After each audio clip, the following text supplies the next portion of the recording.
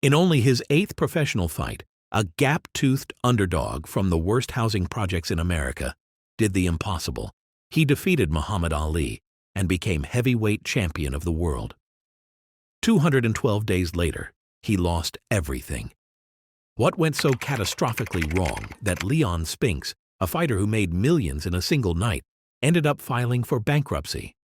To understand how the crown slipped away so fast, we need to go back to the night it was won, the night no one saw coming.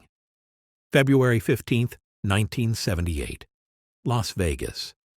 The night Muhammad Ali stepped into the ring against a fighter almost nobody took seriously. Ali was 36 years old, a living legend fighting primarily to fund the massive entourage that followed him everywhere. He'd logged only 20 rounds of sparring and entered the ring soft, 224 pounds of fading greatness wrapped in complacency. Across from him stood Leon Spinks, 24 years old, lean at 197 pounds, and carved from a hunger Ali had long forgotten. The bookmakers made Ali the heavy favorite. After all, what was Spinks? A kid with 7 professional fights, 6 wins, 0 losses, 1 draw. In the entire history of heavyweight boxing, no one that inexperienced had ever challenged for the crown, let alone won it. But the numbers on paper couldn't measure what Leon Spinks carried into that ring, a lifetime of pain, poverty, and a father's voice telling him he'd never be nothing. Spinks grew up in the housing projects of North St. Louis, one of the most notorious public housing failures in American history.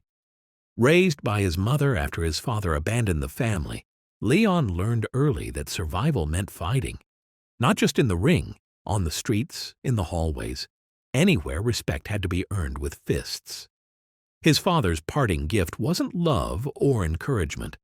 It was a taunt that burned into his memory. You'll never be nothing. That cruelty became fuel. Boxing wasn't a career choice for Leon Spinks. It was proof of existence. By his late teens, Spinks was using his fists to stay alive. But he was also falling into the traps that swallowed so many young men in his neighborhood. Drugs, violence, dead ends. Seeking escape, he enlisted in the United States Marine Corps in 1973. The Corps gave him what poverty never could: structure, discipline, purpose. For 3 years, Leon Spinks wasn't just a kid from the projects. He was a Marine, rising to the rank of corporal stationed at Camp Lejeune and fighting on the Marine Corps boxing team. That structure transformed him. Spinks started racking up amateur victories, his raw aggression now tempered with military precision. In 1974, he earned a bronze medal at the World Amateur Championships. A year later, he took silver at the Pan American Games. And then came Montreal, the 1976 Summer Olympics. Leon Spinks, the kid who'd never be nothing, stood on the podium in the light heavyweight division with an Olympic gold medal around his neck. It was during those Marine Corps sparring sessions that Spinks lost several front teeth to a headbutt, creating the gap-toothed smile that would later become his trademark. What could have been a humiliation became an identity. But Olympic glory doesn't pay bills. Spinks turned professional immediately after Montreal, and the wins came fast. Too fast, maybe. Within months, he was undefeated and climbing the heavyweight ranks despite being undersized at just over 200 pounds and standing only 6 feet and 1 inch tall. Small for a division filled with giants. Yet fight after fight, Spinks proved that heart and relentless pressure could overwhelm size. He didn't outbox opponents. He drowned them in combinations, wore them down, refused to stop coming forward. By early 1978, Leon Spinks had exactly 7 professional fights on his record. 7. Most contenders needed dozens of wins and years of seasoning before sniffing a title shot. But boxing in the late 70s was a different beast. Promotional deals, television demands, and the hunger for spectacle sometimes mattered more than merit. When the opportunity came to face Muhammad Ali for the undisputed heavyweight championship, Spinks' team didn't hesitate. Neither did Ali's. The champ viewed Spinks as a low-risk opponent, a tune-up fight before a more lucrative fourth bout with Ken Norton. It was supposed to be easy money. Ali miscalculated everything. He came in bored, out of shape, overconfident. Spinks came in like a man possessed. From the opening bell, Leon unleashed the strategy that would define the fight. Relentless, suffocating pressure. He pounded Ali's arms and shoulders in the early rounds, not hunting for a knockout but methodically draining the energy from Ali's legendary punches.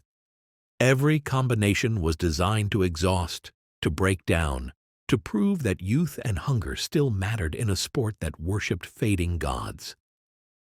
By the 15th and final round, Ali was desperate.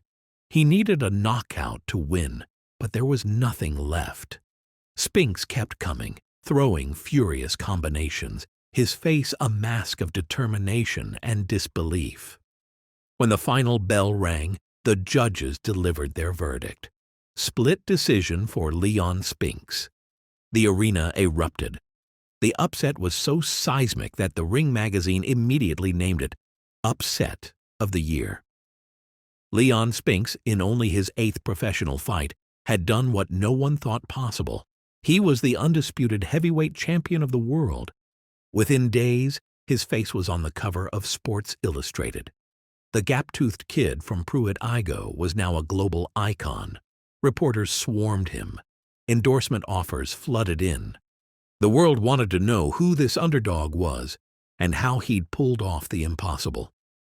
For one shining moment, Leon Spinks stood at the absolute peak of athletic achievement. Proof that poverty didn't have to be permanent, that hunger could topple kings, that even the greatest could fall to someone who refused to quit.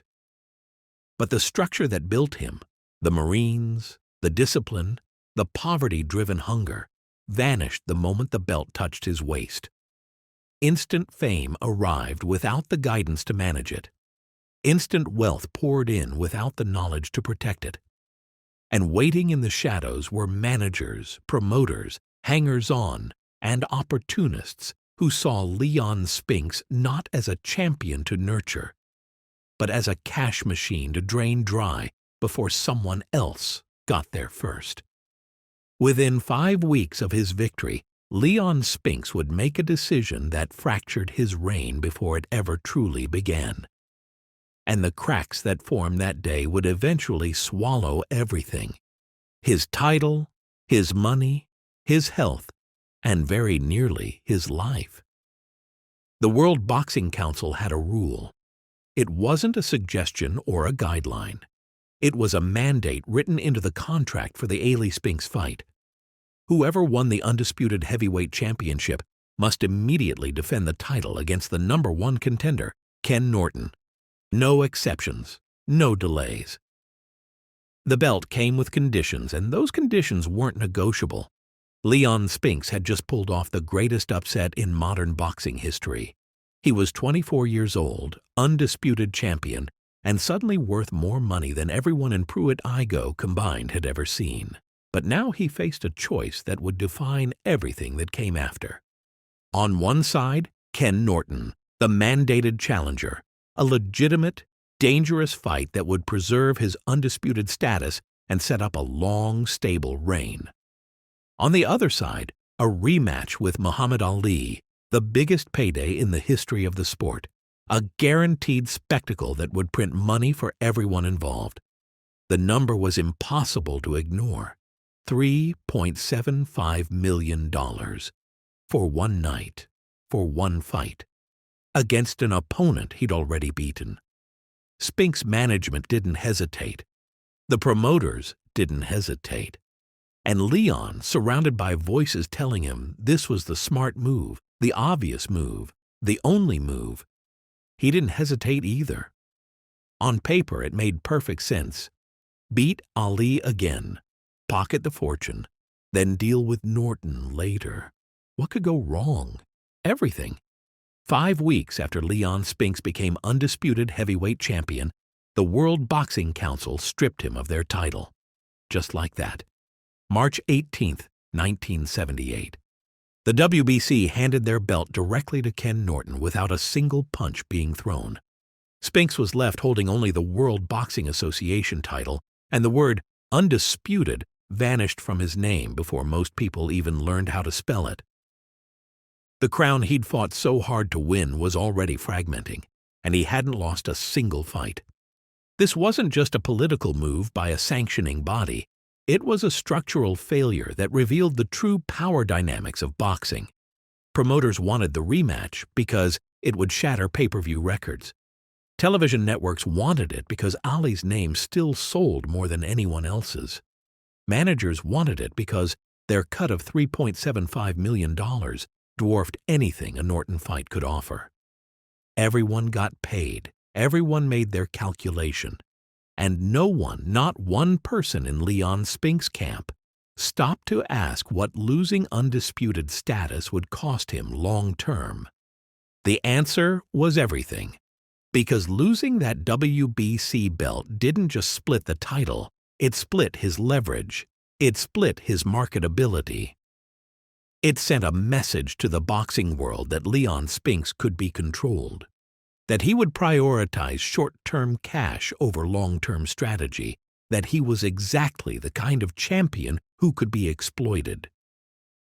The vultures circling him grew bolder, the hangers-on multiplied, and the structure that might have protected a wiser, more experienced fighter, the kind of management that thinks 5 years ahead instead of 5 months, simply didn't exist.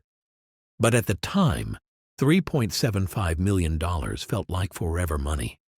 It felt like proof that he'd made it, that poverty was behind him, that the projects were just a bad memory. Leon Spinks had no reason to believe the checks would ever stop coming. After all, he was still young, still undefeated as a professional, still the man who'd beaten Muhammad Ali. What he didn't understand, what no one bothered to explain, was that in boxing, your worth isn't just about winning. It's about timing, leverage, and the willingness of powerful men to protect you when the money starts talking louder than the truth. And the truth was simple. Leon Spinks had just traded the most valuable thing a fighter can have, undisputed legitimacy, for a single massive payday. He'd chosen commerce over mandate, spectacle over structure, the immediate over the infinite. It was a decision that made sense to everyone in the room and would haunt him for the rest of his life. The rematch was set for September 15, 1978 in New Orleans. 7 months away. 7 months for Leon Spinks to train, to prepare, to prove that the first fight wasn't a fluke.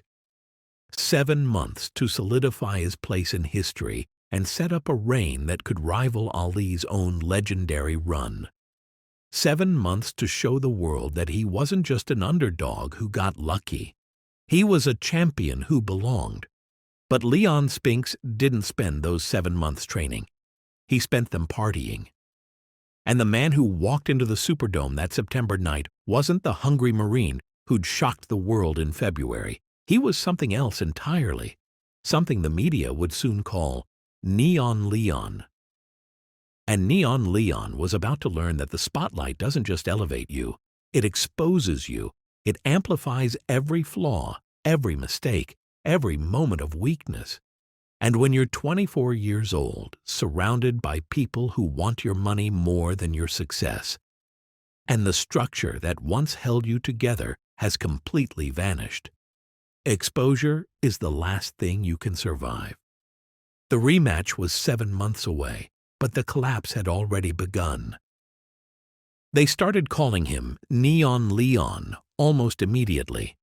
The nickname fit perfectly: bright, flashy, impossible to ignore, and burning out fast. During the 212 days Leon Spinks held the WBA heavyweight title, he didn't just embrace fame, he drowned in it. The kid who grew up with nothing suddenly had everything, and he had no idea how to handle it. No structure, no discipline, no one telling him no. Years later, Spinks would admit the truth with brutal honesty. I had no control of myself out of the ring. All I cared about was going on to the next party. Who was I going to get high with? My life was cocaine, weed, cars, and women, and I enjoyed it. That confession wasn't shame. It was clarity. For 7 months between winning the title and defending it, Leon Spinks lived like a man who believed the money would never stop and the consequences would never arrive. He bought a rumored $45,000 full-length fur coat. He rolled through cities with an entourage that grew larger by the week. Hangers-on, opportunists, people who called themselves friends, but vanished the moment the spotlight dimmed. One story, possibly apocryphal but repeated so often it became legend, captured the chaos perfectly. During fight week for the rematch, Muhammad Ali was heading out for his early morning training run, 5 a.m., disciplined, focused, preparing his body for war. He encountered Leon Spinks in the hallway, visibly intoxicated, returning from a night on the town with women on each arm. Ali didn't need to say anything. The contrast said it all. One man was building, the other was crumbling. The people around Spinks weren't helping, they were feeding. They smiled, took their cut, whispered reassurances that everything would be fine, that he'd beat Ali again, that more money was always coming. These were the smiling thieves, and Leon trusted them because he didn't know any better. He'd never had wealth before, never had fame, never had people compete for his attention. The Marine Corps had given him structure, but that structure was gone now, replaced by chaos dressed up as celebration.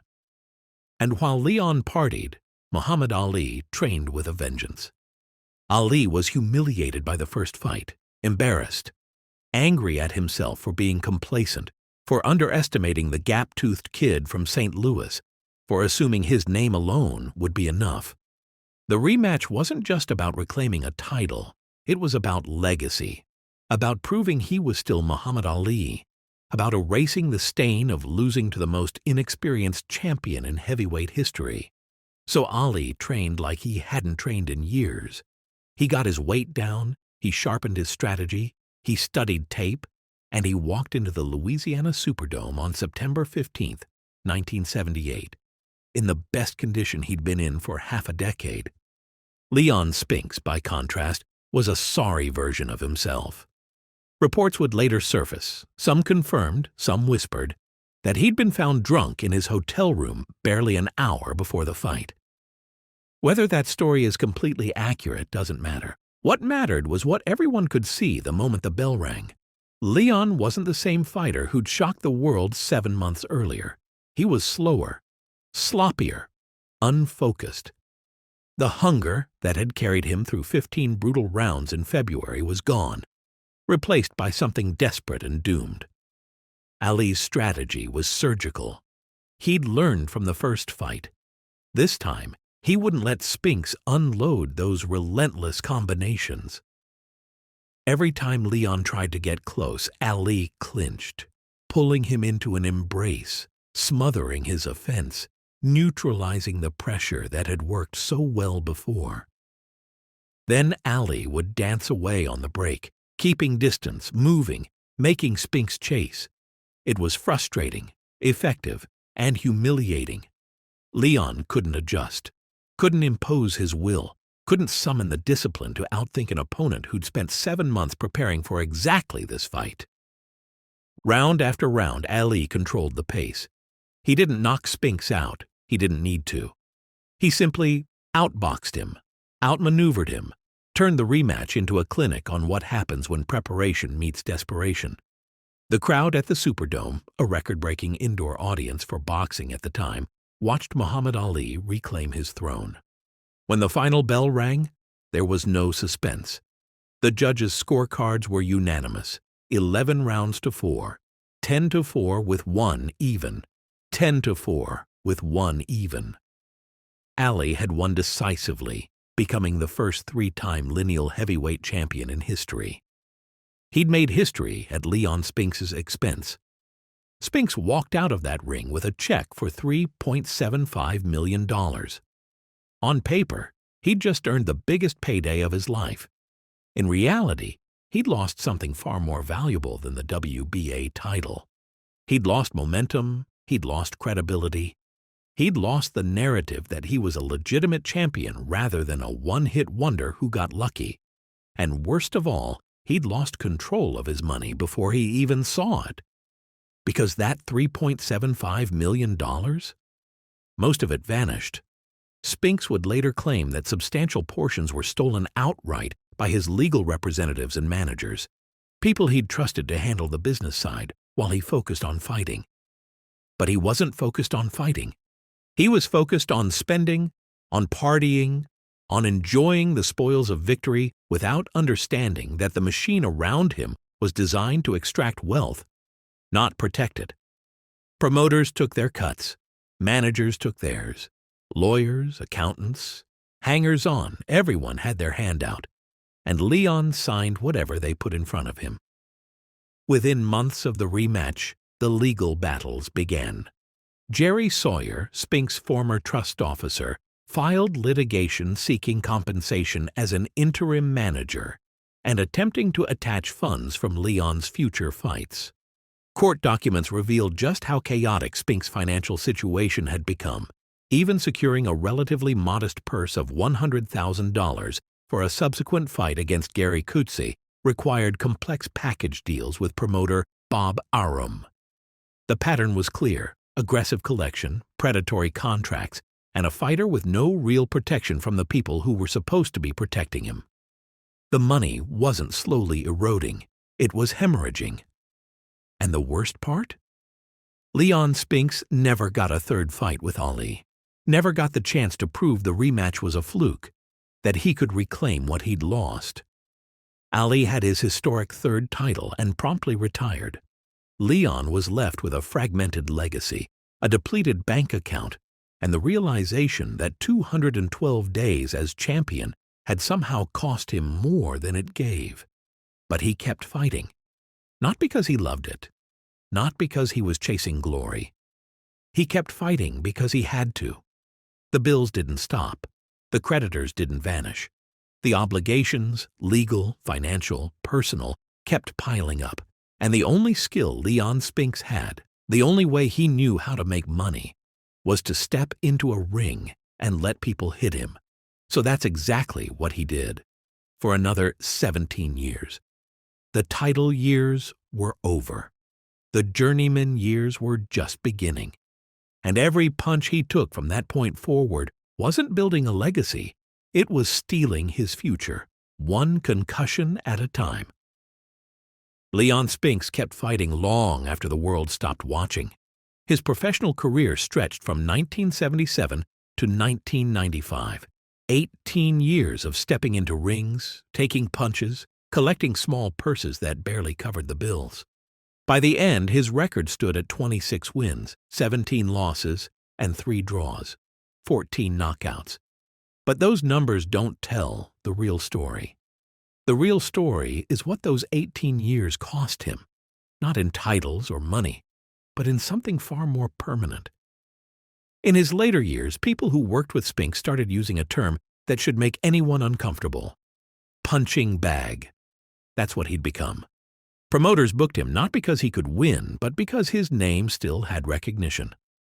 Fans showed up to see the man who once beat Ali, even if that man was now a shell of what he'd been. And Leon, desperate for income, kept saying yes. Every fight meant another payday. Every payday meant another month of survival. And every punch he absorbed was another deposit into a debt his brain would eventually collect. After boxing, Spinks tried professional wrestling, a brief stint with Frontier Martial Arts Wrestling in Japan between 1991 and 1993. On March 25, 1992, he even won the FMW Brass Knuckles Heavyweight Championship by defeating Tarzan Goto, making him one of the few athletes in history to hold major titles in both boxing and professional wrestling. It was a novelty, a footnote, a way to monetize fading fame in a scripted environment that demanded less and paid enough to matter. But it wasn't a solution. It was a detour on the way to rock bottom. By the late 90s, Leon Spinks' life had unraveled completely. For a time, he was homeless, living in a shelter, the undisputed heavyweight champion of the world, reduced to sleeping in a cot alongside people who had no idea who he was or what he'd accomplished. Eventually, he found his way to Columbus, Nebraska, where he worked minimum-wage jobs just to survive. He was a janitor at the local YMCA. He worked at a McDonald's. And in 2006, reporters confirmed that Leon Spinks, the man who'd earned $3.75 million in a single night, was making $5.15 an hour. $5.15, mopping floors, cleaning toilets, taking out trash, less than 3 decades after defeating the greatest boxer who ever lived. That image, Leon Spinks in a janitor's uniform, emptying waste bins in a Nebraska YMCA, became the defining symbol of how completely the system had failed him. Or how completely he'd failed himself. Or both. The truth was messy, tangled, impossible to reduce to a single villain or cause. But the outcome was undeniable. The sport that made him a legend had destroyed him. Despite everything, Spinks never lost his spirit. In 2006, when reporters found him in Columbus, he told them, "I'm still breathing, still making money, still trying. I ain't giving up on life."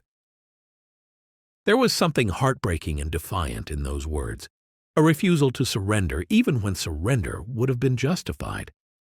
People who knew him during those years described him as a gentle giant, positive and encouraging to young boxers.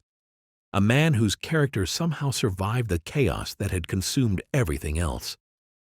In 2011, Spinks' life finally stabilized. He married his third wife, Brenda Glure, and moved to Las Vegas, where he found a kind of peace. He made modest income attending autograph shows, meeting fans who still remembered the upset, still wanted a piece of the legend. It wasn't wealth, but it was comfort. It was dignity. In 2017, he and his brother Michael were jointly inducted into the Nevada Boxing Hall of Fame. For one night, Leon Spinks wasn't the cautionary tale. He was the champion again, recognized for what he'd accomplished rather than what he'd lost. But the damage was already done.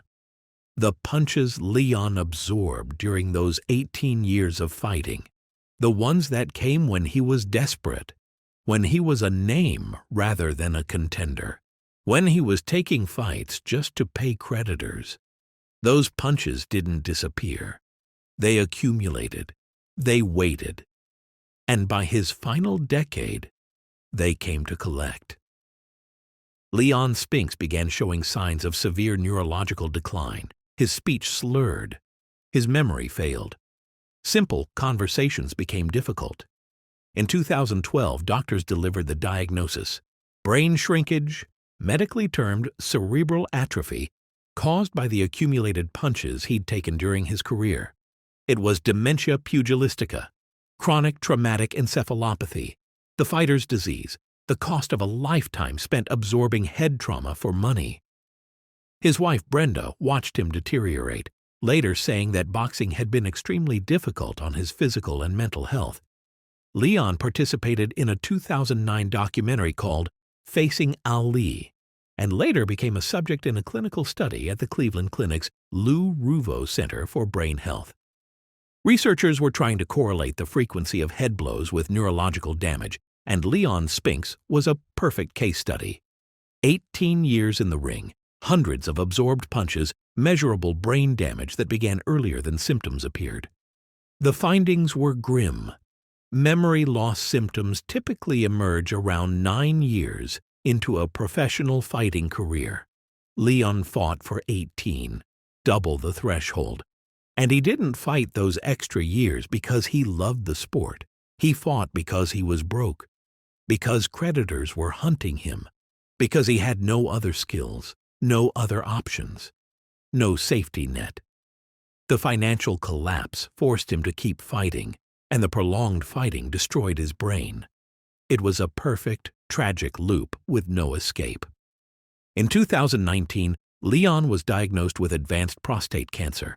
He battled it quietly, the way he'd battled everything, without complaint, without bitterness, with the same resilience that had carried him out of Pruitt Ego and into a Las Vegas ring against Muhammad Ali. On February 5, 2021, Leon Spinks died at a hospital in Henderson, Nevada. He was 67 years old. The gap-toothed kid who shocked the world was gone. And the sport that made him a legend had taken everything: his money, his health, his memory, and finally, his life. Leon Spinks' life is a perfect tragedy, not because it ended badly, but because it reveals every fault line in the foundation of professional boxing. His story isn't unique, it's symptomatic, and that's what makes it so devastating. Because if Leon Spinks, an Olympic gold medalist and undisputed heavyweight champion, could fall this far, then the system isn't just flawed. It's designed to devour the people it claims to celebrate. The comparisons are impossible to ignore. Mike Tyson earned hundreds of millions during his career and filed for bankruptcy in 2003, drowning in debt despite once being the most feared and highest-paid athlete on the planet. Riddick Bowe, another undisputed heavyweight champion, experienced financial ruin, severe mental and physical decline, and personal betrayal that mirrored Spinks' collapse almost perfectly. Evander Holyfield lost a fortune to mansions, bad investments, and a lifestyle that assumed the checks would never stop. The pattern repeats across generations, across weight classes, across every era of the sport. High earning potential meets low financial literacy. Predatory management meets desperate fighters. Massive purses meet zero protection. The result is always the same: bankruptcy, brain damage, and a cautionary tale that the next generation swears they'll avoid until they don't. Leon Spinks became the archetypal example, the name whispered in locker rooms and financial literacy seminars, as proof that talent without structure equals destruction. But recognition isn't the same as prevention. Knowing the story doesn't stop it from happening again. What makes Spinks' fall even more haunting is the contrast with his brother. Michael Spinks took the same Olympic glory, the same raw talent, the same starting point, and built a completely different life. Michael became undisputed light heavyweight champion, fought smart, managed his money carefully, and retired with wealth intact. By 2006, while Leon mopped floors in Nebraska, Michael lived in comfort on the East Coast. Same genetics, same opportunity, completely opposite outcomes. The divergence proves that Leon's tragedy wasn't inevitable. It was the result of choices, systems, and the people he trusted. But it's too easy to blame Leon alone. Yes, he partied. Yes, he spent recklessly. Yes, he ignored the warnings and trusted the wrong people. But he was 24 years old, raised in poverty, and suddenly surrounded by millions of dollars and people competing to take it from him. The Marine Corps had given him structure, but that structure vanished the moment civilian life returned. And the boxing industry, promoters, managers, sanctioning bodies, did nothing to protect him. They prioritized short-term profit over long-term career management because protecting fighters costs money, and exploitation makes money. The decision to fight Ali instead of Norton wasn't just Leon's mistake. It was a systemic failure. His management should have explained the long-term cost of losing undisputed status. The promoters should have prioritized his career over their payday.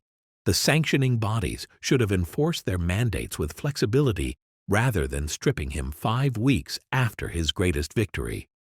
But none of that happened, because the system isn't built to protect fighters. It's built to extract maximum value from them before they lose relevance. And Leon Spinks, young and inexperienced and surrounded by predators, never stood a chance. The neurological damage adds another layer of tragedy. Leon didn't just lose money, he lost his mind. The slurred speech, the memory loss, the brain shrinkage diagnosed in 2012, all of it traced directly back to the punches he absorbed during 18 years of professional fighting. And here's the cruelest part. He didn't fight for 18 years because he loved it. He fought because he was broke.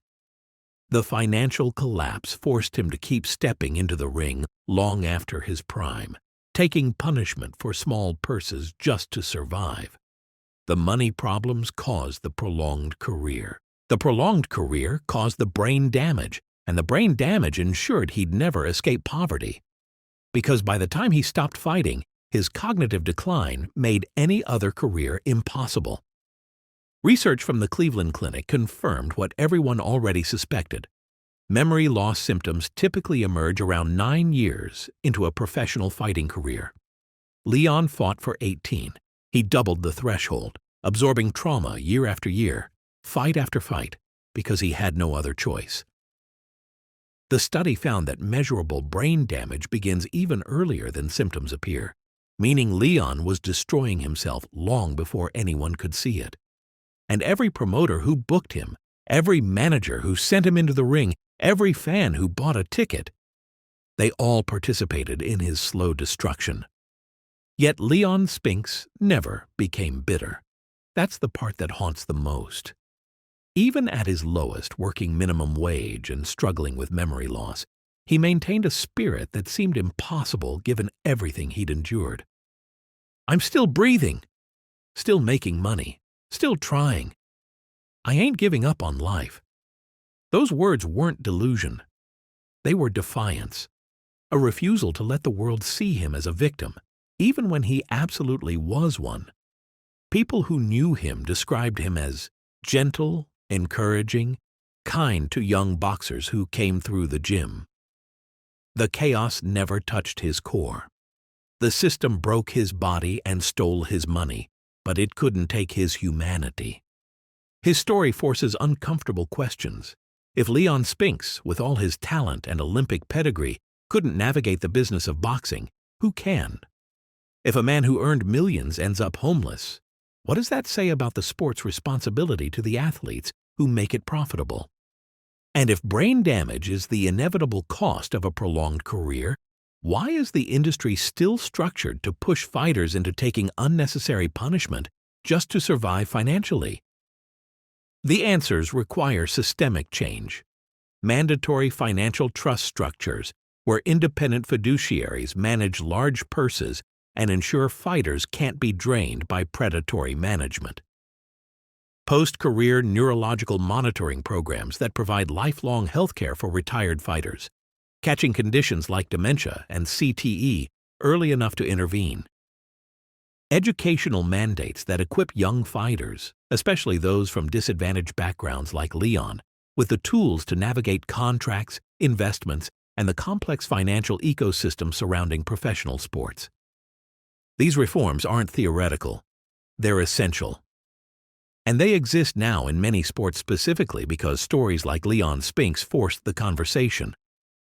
Rookie camps in the NBA, NFL, and even international boxing programs now incorporate financial literacy as core training. Experts reference the Holyfield example and the Spinks example as cautionary anchors, proof that talent and earnings don't guarantee stability. Leon's tragedy became the foundation for protections he never had. His fall created scaffolding for the fighters who came after him. But those changes came too late for Leon. He died on February 5, 2021, at 67. His brain ravaged by decades of trauma. His finances never fully recovered. His legacy forever split between the night he shocked Muhammad Ali and the years he spent mopping floors. The gap-toothed smile that once graced magazine covers became a symbol of boxing's cruelty, a reminder that the sport gives with one hand and takes with both. In the end, Leon Spinks' story isn't about one bad decision or one failed relationship or one financial mistake. It's about a perfect storm where personal indiscipline collided with systemic exploitation and unavoidable physical toll. It's about immense talent deprived of structural protection. It's about a young man from the projects who achieved the impossible and paid for it with everything he had. And it's about a sport that still, decades later, struggles to protect the people who make it possible. Leon Spinks beat Muhammad Ali in only his 8th professional fight. 212 days later, he lost everything. And 2 decades after that, he was earning $5.15 an hour. The crown was fleeting. The cost was permanent. And the lesson remains unlearned by too many fighters who believe they'll be the exception until they're not. If you could go back and change one decision in Leon Spinks' career, the choice to fight Ali instead of Norton, the partying during his reign, the 18 years of fighting out of financial desperation, or the system that failed to protect him, which would it be?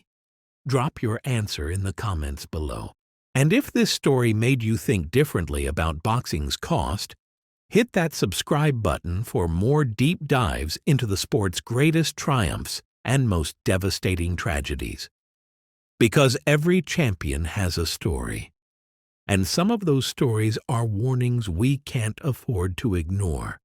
See you in the next one.